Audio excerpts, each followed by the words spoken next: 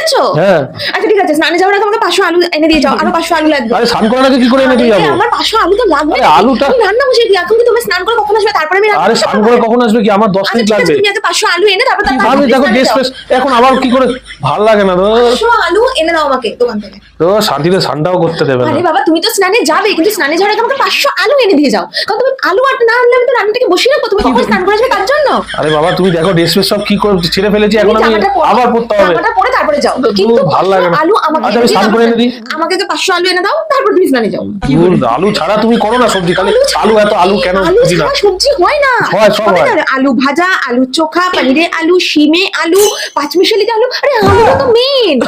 কে বলেছে আলুটা মেন? আলু এনে দিয়ে তারপরে আমি অত কথা শুনতে চাই না। তুমি 500 তুমি আলু তাহলে এনে সবজিটা তারপরে একটু যাও। কম করো না আজকে। 500 আমার আলু যেহেতু এনে তাড়াতাড়ি তুমি চাও 500 আলু আমাকে আগে এনে দাও।